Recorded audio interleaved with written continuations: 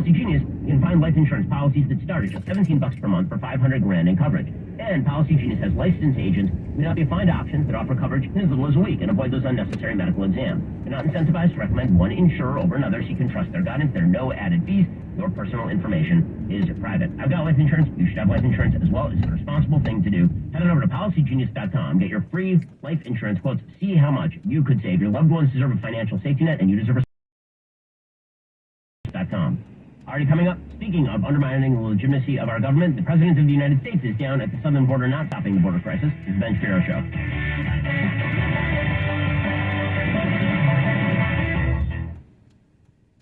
The real estate market is way too complicated and changing way too fast these days to trust just a friend of a friend who happens to be a real estate agent. Our friends at the Jameson team at Toscana Properties, Bob and Sandy Jameson, they all sorts of stories like William and Monica need to sell an Oakland home, tried to use a friend. Oh man, did they waste a lot of time and money. And it's a strain on the friendship. Don't do that. Call the Jameson team first. You're going to be glad you did. You know, you could get an instant cash offer, and we're not talking a lowball offer like you get from iBuyers, but a full value offer. Get a hold of the Jameson team. They're the agents we would trust and call to sell our homes. Bob and Sandy Jameson. I've been in real estate in the past. I know great agents when I see them.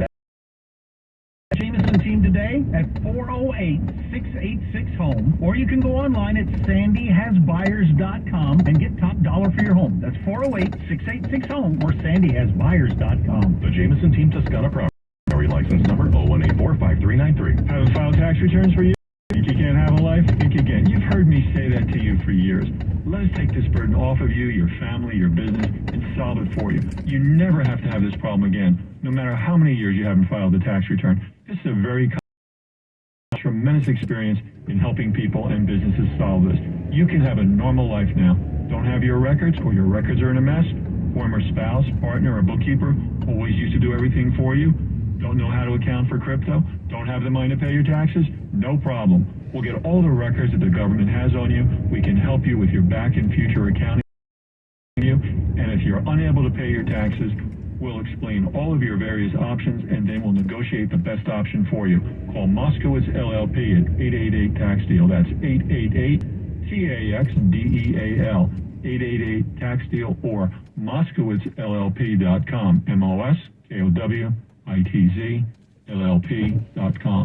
You've found the house of your dreams, but a personal banker is telling you he cannot offer a loan until your current home is sold. The real estate market is highly competitive, and you don't want to lose the opportunity. What now? This scenario is all too familiar, especially in today's fast-moving real estate market. No worries, I've got great news. I'm Mark Hunt, CEO of Pacific Private Money.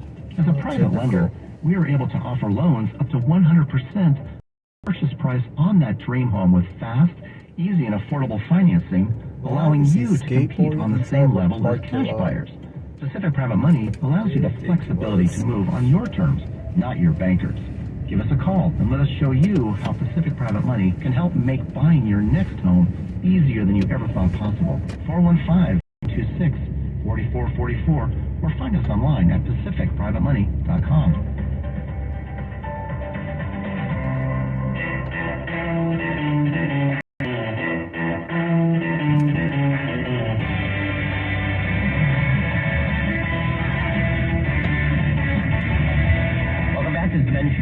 So, Joe Biden was down at the border. He didn't know where he was, but that's where he was.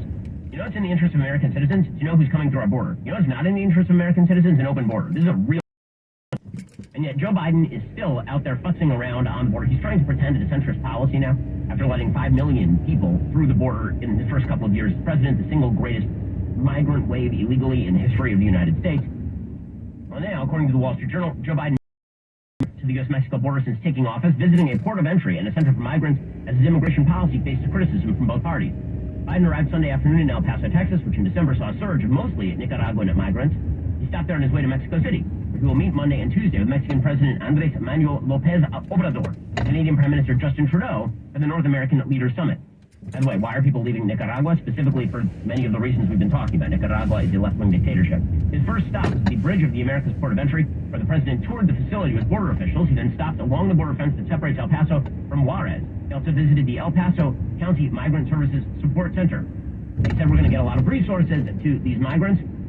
Again, this, of course, comes amid an attempt to spin toward the center for Joe Biden in incoherent fashion. He announced an aggressive effort to bring down illegal crossings at the border by basically saying that he was going to increase the number of legal crossings at the border. Also, you could apply online. But if you showed up at the border and you were from these specific countries that were largely affected by humanitarian concerns, Nicaragua, Cuba, Haiti, well, then he was going to turn you away if you were beyond those numbers. Biden was greeted at the airport by Texas Governor Greg Abbott. Republicans have been calling on Biden to travel to the region for 2 years, saying he wasn't focused enough on the issues. And Abbott told reporters that Biden was 2 years and $20 billion too late. And then he gave the president a letter asking him to take a series of enforcement steps, including detaining people who entered the country illegally and resuming construction of a border wall. Biden said he had not read the letter, nor will he, I am sure. This, by the way, is why, presumably, Joe Biden was attempting to essentially lie by proxy, by having El Paso cleaned up before he arrived. This is one of these shticks that you see from presidential candidates and presidents, is that if the area is really bad, and the cameras are coming, you just have it cleaned up overnight beforehand. It's why the Biden administration has historically been so angry at reporters like Bill Malugin for actually reporting what's going on at the border. According to the UK Daily Mail, when Biden made his first visit to the border with Mexico on Sunday, we'll hear from aid workers helping manage the immigration crisis and local officials desperate for more support. What he won't see are the miserable makeshift camps dotted around El Paso that triggered headlines last month about migrants taking over the streets. On Tuesday and Wednesday, law enforcement teams moved through the downtown area, picking up migrants who had entered the country illegally. As a result, Biden would get a view of the border, but not of the crisis. Border agents wanted him to see the scale of the chaos, and it is. It's like complete 10 cities. It's a dog and pony show, said a volunteer helping dozens of migrants seeking shelter at the Sacred Heart Church. They've cleaned it all up for him. Officials say they're just enforcing the rules, and any timing is a coincidence, but everybody knows that that is a bunch of crap. Everybody understands that that is not true. And the reality is that, unfortunately, we have an elite set in the U.S. government that is fundamentally unconcerned with illegal immigration because they believe that all of those people are going to change the constituency of the voting base if they eventually leave. Meanwhile, Joe Biden continues to be angry anytime he's asked about this. Apparently, Biden officials were very angry over the weekend. A New York Times reporter had the temerity to point out that treatment of migrants coming into the country is actually worse under Biden than it is under Trump, and they got very mad about this. You're not say the T word Trump without saying that Trump was Hitler. And so when you say worse than Trump, what you really mean is worse than Hitler, according to the Biden administration. What does the administration say to the overwhelming consensus from people who advocate on behalf of asylum seekers and refugees and migrants that what the president did yesterday was a humanitarian disgrace? Well, obviously we take a different view. I'll say this. On his first day in office, he put before Congress an immigration reform bill that has yet to be acted on. We are dealing with immigration laws and processes that are decades old, Michael, decades old. So the answer to the critics is, first of all, we obviously take a different view in terms of the president's priorities. And if you take a look at the package, you'll see that it is very humane in its structure. But we've got to have the help from members of Congress. I'm sorry, this is absurd. You guys were in charge of Congress for the last 2 years and you got nothing done. I mean, we got the greatest migrant surge in human history on our southern border. Meanwhile, Representative Hakeem Jeffries, the new House Minority Leader, he says Joe Biden is making sure there's a strong border, which comes as a surprise to literally everyone with eyes and ears. Title 42 will still be there and the transit ban will still be there. How do you feel about these decisions? Well, I look forward to hearing what President Biden has to say later after his communication. I do think that the Biden administration is trying to tackle a tough issue in a way that is consistent with both the principle that America is a nation of immigrants, that gorgeous mosaic of people from across the world who come here to pursue the American dream has been a part of American excellence, but also, of course, making sure there's a safe and a secure and a strong border. Everybody knows this is just pure pap. It's a nothing burger from this administration, and that people are trying to happy talk their way through it. One of my favorite aspects of our legacy media, which spend their time defending Democrats full time, is that any issue where Democrats are just wrong, it's because the issue itself is just too tough, it's just too complex, there's no way to handle it. Now, normal Americans, they look at this and like, no, there is a way to handle it. The way that you handle it is you close the border, you staff up Border Patrol, you tell them to reject everybody except for those who are legally applying. You make them wait in line, and then they get to come in once they've been processed. Everyone understands this with an ounce of common sense.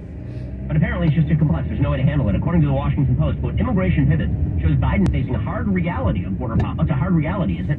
I thought it wasn't a crisis until literally 5 seconds ago. You guys were saying it wasn't a crisis. It was a situation. It wasn't even a situation. It was just a thing that was happening. It wasn't even a thing that was happening. It was all in your imagination. According to the Washington Post, President Biden's Irish ancestors escaped the famine on coffin ships. Vice President Harris's parents were scholars in Jamaica. And Homeland Security Secretary Alejandro Mayorkas came to the United States as a baby when his family fled Cuba. All three leaders stood before the TV cameras in Washington this week to announce that some migrants would get new dreams in the United States and others would face swift removal to border cities in Mexico. It was a deflating and lonely moment for a president who had promised to leave Donald Trump's harsh immigration policies in the dustbin of history. Oh, it was deflating and lonely for him, was it? Oh, my heart goes out to the most powerful man in the world who asked for this job. Deflating and lonely, was it? Instead, Biden's administration will continue to expel people who cross the border illegally amid record numbers of apprehensions, a move to the center that could threaten support from liberal groups if he seeks a second term. A plan for immediate outrage from Republicans and Democrats who themselves have failed for decades to create a functioning immigration system. It's his fault, guys. Everyone has failed to create the immigration system. I mean, that's true. Also, he's the president right now. So it is his job, is it not? Alejandro Mayorkas, who has done an absolutely garbage job on the border, has completely shortchanged the ability of border agents to even do their job. This administration has spent its time yelling at Border Patrol agents for making sure that migrants don't illegally cross the border and lying about them, up to and including putting out investigations about using whips on Haitian immigrants, which is just not even true. Alejandro Mayorkas, he says, yeah, I figured there will be investigations into me, but I'm prepared. He suggested that you might be impeached if you don't resign. Here's what he said. If Secretary Mayorkas does not resign, House Republicans will investigate every order, every action, and every failure will determine whether we can begin impeachment inquiry. What's your response to the Speaker? I've got a lot of work to do, and we're going to do it. Are you prepared for the investigations? I am. I will be, and I'll continue to do my work throughout them. Oh, well, you have a job. You're going to do it. That would be a change from happening. Again, the legitimacy of the government is radically undermined when you have people who are declaring that they can control your life, how you pay your taxes, raise your children, whether you're trans the kids, how much water you can use in a regulation flush toilet. But they cannot control the border. That's just beyond them. That does raise questions as to what their motivations are when the biggest and simplest of tasks that a government is designed to do, namely to protect the citizenry of its own country, when it refuses to do that, but it regulates every aspect of your life, and then promises you that it can take care of you cradle to grave. There's the of the government itself. This is the Ben Shapiro Show.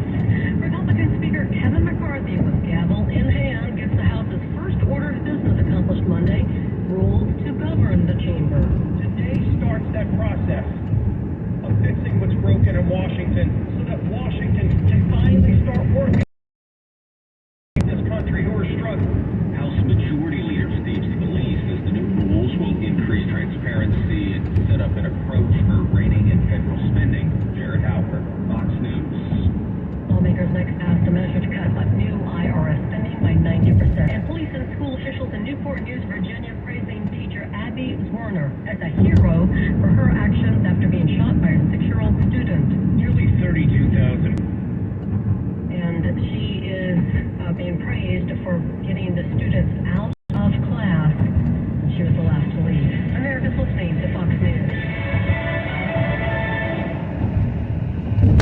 Jason in the House, the Jason Chaffetz podcast. There is always someone doing something stupid somewhere. Dive deeper than the headlines and the party lines as I take on American life, politics, and entertainment. Join me, Jason Chaffetz, every Wednesday as I shed light on the news and make some predictions along the way. You never know who will drop in. Subscribe now on FoxNewsPodcast.com or wherever you download podcasts.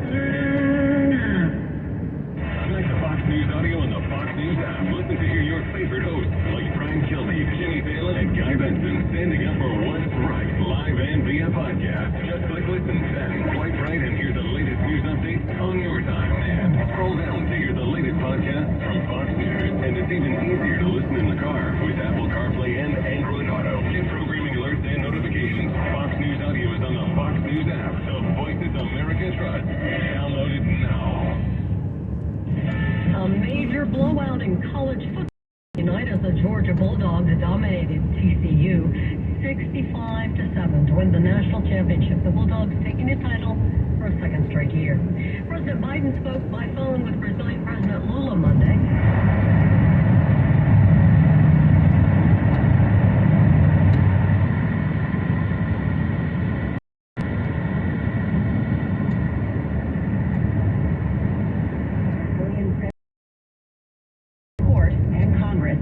Widespread damage in a 3-hour riot. The protesters are claiming their vote was stolen and that they are trying to, quote, save their country. But President Luis Ignacio Lula da Silva has sworn in and is vowing to make those he calls, quote, fascists and fanatics pay for their actions. President Bolsonaro watched the events unfold from Florida, where he went 48 hours before his term was up. Some U.S. Democratic lawmakers are calling for Bolsonaro to be sent home to effectively answer for the violence wreaked by headquarters. Fox's Amy Kellogg. Lula accepted President Biden's invitation to visit Washington early next month. Newly released numbers show U.S. traffic deaths are down, but only slightly. Nearly 32,000 people were killed in traffic crashes between January and September of last year. That's from the National Highway Traffic Safety Administration, which says the number is down slightly from the same period in 2021, but only by about 65 deaths. Federal regulators also point out fatalities spiked during 2020 and 2021, despite many of us being off the road during the COVID pandemic. Those same numbers also show pedestrian and cyclist deaths are on the rise. Tom Graham, Fox News. And Nevada reopens the case of a missing girl from 1983 to disappearance of teenager Emanuela Orlandi has haunted the church and Italy for 40 years. I'm Carmen Roberts. This is Fox News. You know when you start up a motorcycle and you hear it go boom, boom, boom when it takes off? I was losing that. I was losing my energy, like everybody does as they grow older. But I don't want to be tired. I don't want to look tired, and I don't want to be tired. I started using Balance of Nature about a year and a half ago. Noticed the results immediately, and I went, oh my gosh, this works. This is what I've been missing all my life. I am loving life actually more than I ever have. I miss my blah blue. I got it back. Experience the Balance of Nature difference for yourself. See why Kathy Lee Gifford and thousands of others have had life-changing success with Balance of Nature. Take advantage of our New Year's offer while you still can. Call 1-800-246-8751 or go to balanceofnature.com. That's 1-800-246-8751 and get $25 off plus a free vibrant spice when you use discount code KLG.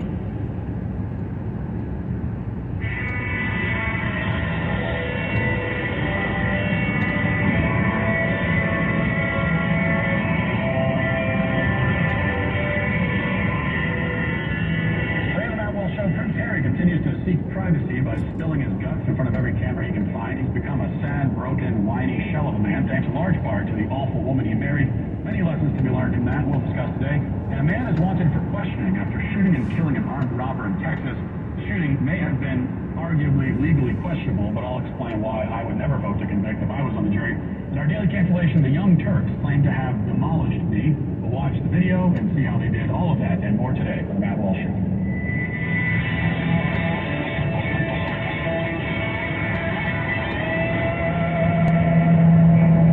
Well, Prince Harry really wants his privacy.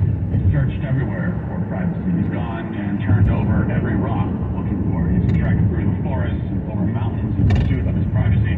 He's looked for privacy in interviews with Oprah and in podcasts and documentaries and in his just released Netflix series. And now he's looking for privacy by publishing an autobiographical book, which will be released this week and which he promoted in a 60 Minutes interview and in an interview on ITV in Britain and in a Good Morning America interview and then in an appearance on The Late Show later this week. He's gone in front of every camera in the world and stepped on every stage and milked every moment under every spotlight he could find, all because he and his wife just want privacy. His upcoming book, a tell-all memoir, much like the type often written by those who desire privacy more than anything, apparently goes into great detail about all of his squabbles and beefs and feuds with his family. Harry has become the world's foremost leader in the field of oversharing. This book is exactly what you'd expect from someone with those kinds of credentials. He not only airs his family's dirty laundry, publicizing and cashing in on all of his petty resentments and familial disputes, he also provides intimate details that even the most ardent Harry and Meghan fans, if such people could possibly exist, would not have ever solicited. For example, he reveals that, this is what he says in his book, that he once suffered frostbite on his genitals. Harry will not even allow his privates to remain private, and yet he just wants privacy. The title of the book, Spare, is a reference to Harry's feelings of being the spare, the outcast in his family. Poor Harry. Poor, put upon, oppressed, multi-millionaire, world-famous Harry. He is in so much pain, he says. And his wife is also in pain. Pain and suffering is a phrase that has come up in multiple interviews about his book and before his book. Dr. His wife's pain and suffering. Complains about it. Accuses his family of being complicit, quote unquote, in that pain and suffering. The general response to this public vendetta that Harry has against his own family has been to parse through his words, try to discern what is true, what isn't, what needs more context, etc. Now, personally, I have no idea if Harry is telling the truth or not, and I don't care. Every family has turmoil and drama. Every member of every family has been both wrong and right, both bully and bullied. Families are complicated. And if you're hearing one person's version of a dispute, you can be quite certain that the other people concerned and those being painted as villains would have a very different take on things if you asked them and if they're willing to answer. This is why family issues should be kept within the family. You don't have to like every member of your extended family, but there is never a time when it's necessary or good or justified to turn your family drama into a public spectacle. And that's, by the way, the lesson that many people in our society ought to take to heart. Now, most of us aren't in a position where we can complain about our families in a 60-minute interview. Many people probably would like to do that, but there's just no interest. Yet it is quite common to see people on a smaller scale, and yet the largest scale available for that, airing their dirty laundry and family disputes in public to people around them, on social media especially. They provide one side of a complicated story to an audience that is not involved, that has no business being involved, and that can't do anything with the information you're giving them or do anything about the problem to help resolve it anyway. Which is why, if you have an issue with your family, you should confront your family and your close friends in person. Tell them how you feel. You might even get angry. You might yell. These things happen in family. That's normal, but in public, there should be a united front. So you, for instance, might think that brother is an idiot. You might tell him so to his face. But if someone outside your family calls him an idiot, you should take offense to that and respond accordingly. He's an idiot, but he's your idiot because of your family. This is one of the many things that Harry gets wrong. But it's not just his family that he feels victimized by. He says it's also the press. The couple have been on a never-ending press tour for the past, 2 years now, doing everything in their power to attract attention from the press, and yet they are oppressed by the same press that they can't stop talking to. During his 60 Minutes interview, he explains that the media is bigoted against Meghan. And it's not only actually the media that's bigoted, but listen to this. Was similar in some part to what Camilla went through. Very different circumstances. But then you add in the race element, which was what the British press jumped on straight away. I went into this incredibly naive. I had no idea the British press was so good. Hell, I was probably bigoted. You the relationship with Marin? You think you were bigoted before the relationship? I don't know. Put it this way, I didn't see what I now see.